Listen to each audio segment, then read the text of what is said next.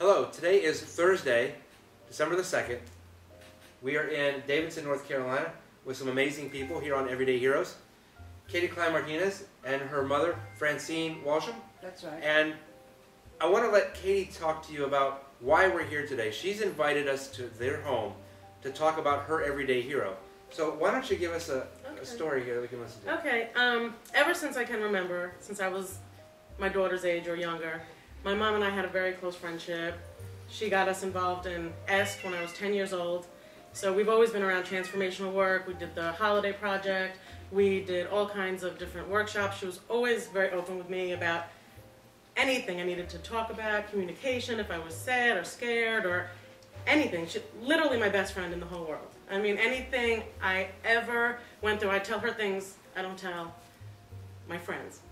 And so it was just natural that as life progressed, you know, we just remained best friends, did seminars together.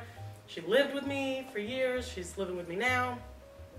You know, you're just like my rock. Everything I ever needed. I mean, you just were there, whether we had money, whether we didn't have money, divorce, sadness, illness. It was like you just made it a safe place for me to express myself.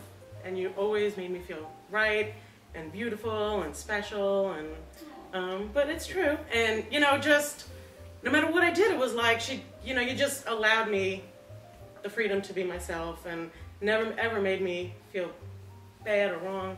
And I remember, you know, we had a health food store when we were when I was 10 years old, and going through that. So that was very interesting because we would go to these health food conventions back in the 70s, and she was always ahead of her time with just progressive thinking and forward thinking.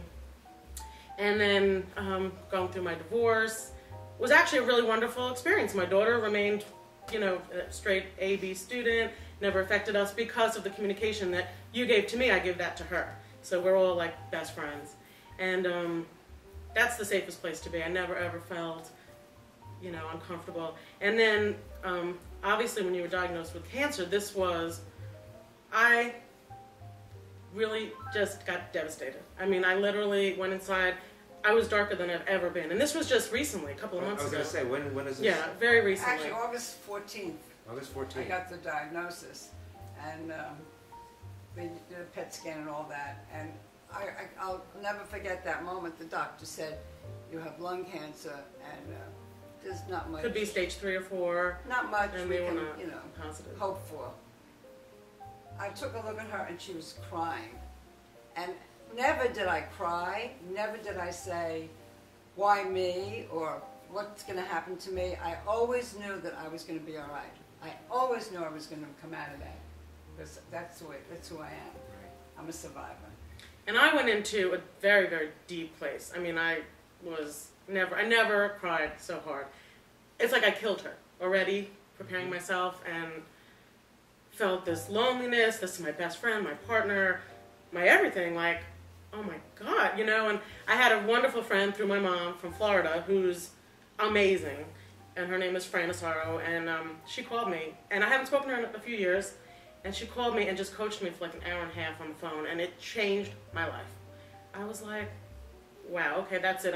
I actually needed to honor my feelings of devastation because I didn't want to keep them inside and eat them and go whatever. So I actually honored them and accepted them. And then I said, but at the end of that, there's going to be something positive out of this, you know, and that's kind of what she made me feel safe, that I could go through these feelings, cry, because I need to cry, because it's sad.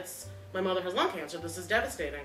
And, but at the end of that journey was something positive. So I gathered the family. I said, we're going to watch The Secret, and we're going to speak life. And that's it. And anybody that came around us, near us, in my house, on the phone, you're only going to say positive things. If anybody was remotely negative, I deleted them, like from Facebook. Like, I do not want that in my space, because we all know that that's what we put out there.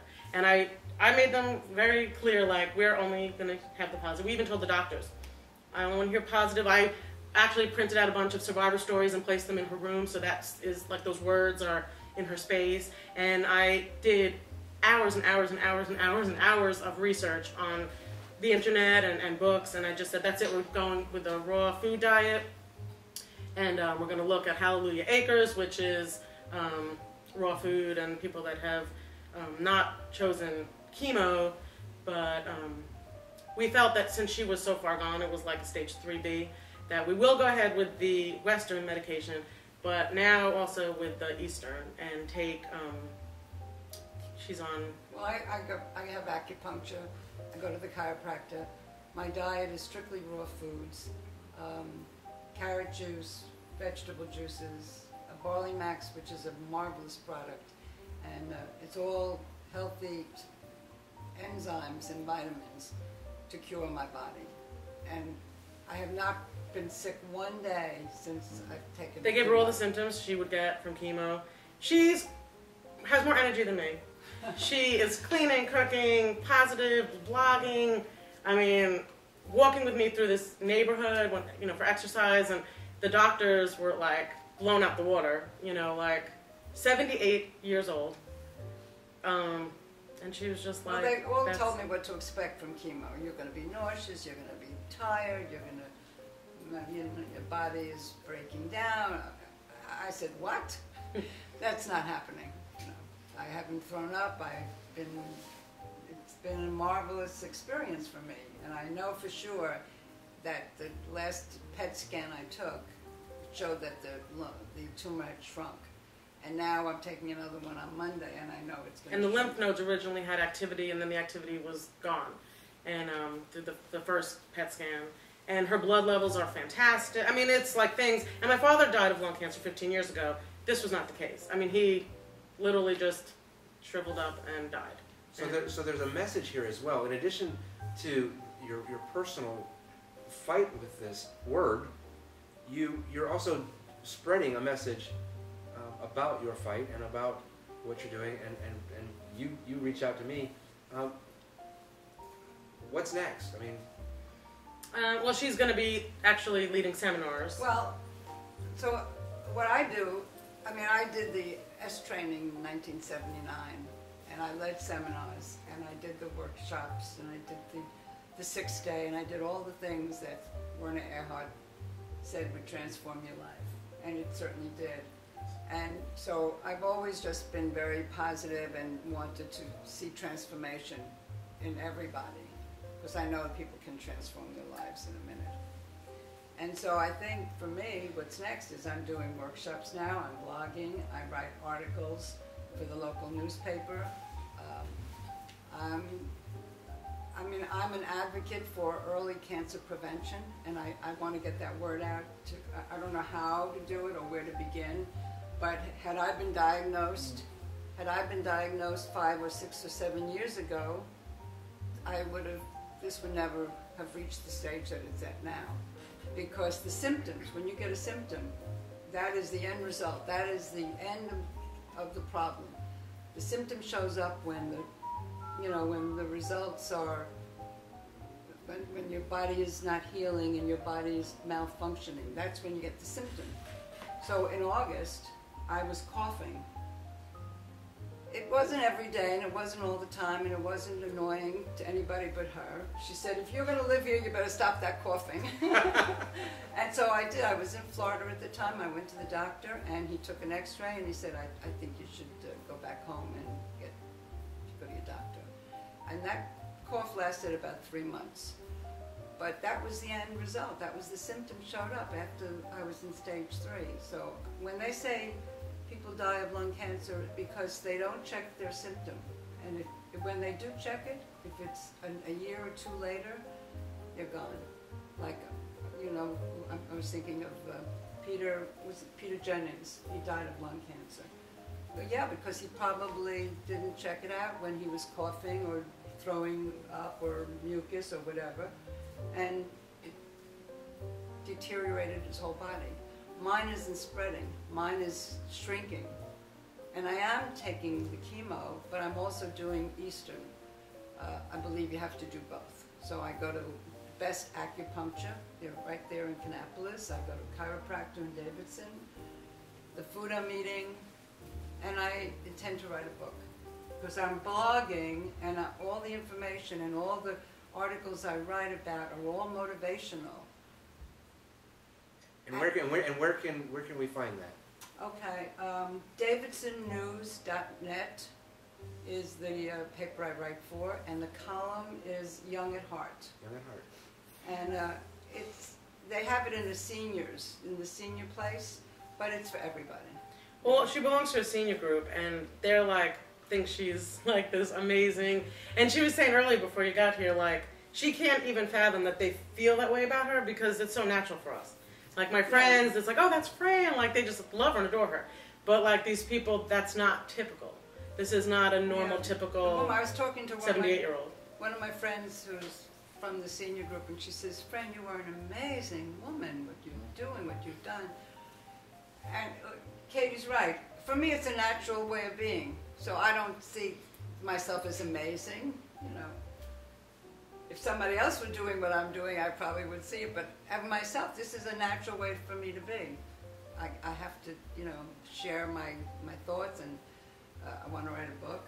I'm putting it all together now in blogging, my daily activity, what I do, how I feel, what I'm thinking. That's on my blog. And what's amazing is she loves herself more than the food. She's not eating that stuff or living that other lifestyle. Like, she's like, I love myself more, and so I'm committed. And it's hard. You live with people that there's all I kinds have to of sit at food the table while they're eating their food, you know, their chicken and their meat and whatever, that I cook and don't eat. And then I sit down with my little raw carrot or whatever. And that's what I think is such a, for me, the hero. Yeah. Like, that you actually honor your life like that, and like, And well, it's easy because after a month or two, you have no more desire. I have no desire. This candy here, I would have devoured that chocolate. I don't have any desire for it. You lose that desire. And plus, when you know it's not going to help you. My blog is franschallenge.wordpress.com.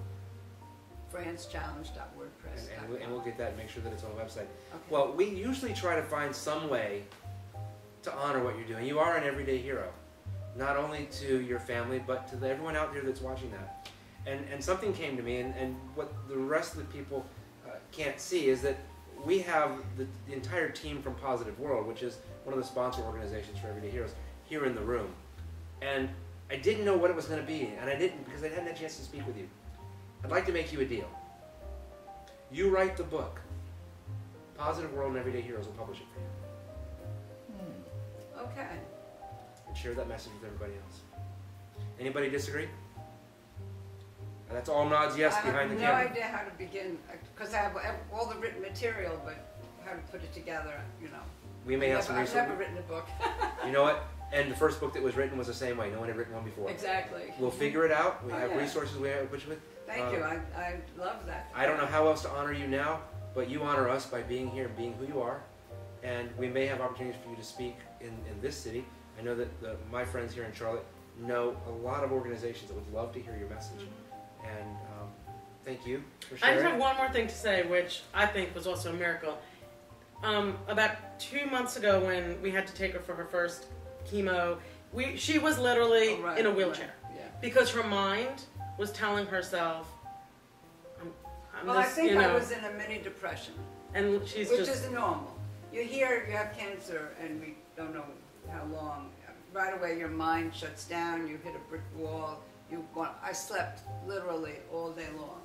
Got up to go to the bathroom, to eat a little bit, drink a little water maybe.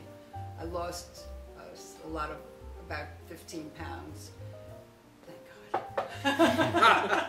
Always looking for the positive. Always. We had to take her to the hospital for dehydration in a wheelchair, and then we got out of that, and we said, that's it, life, and here she is today. Yeah, at one point we just all woke up and we said, okay, we've been through our grieving, we've done the sadness, we've done the depression. now we have to look at the positive. And from that point on, I never looked back.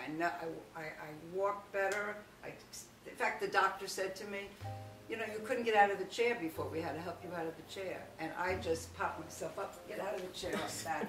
I mean, my whole being, who I was totally transformed into another realm possibility, the possibility of life.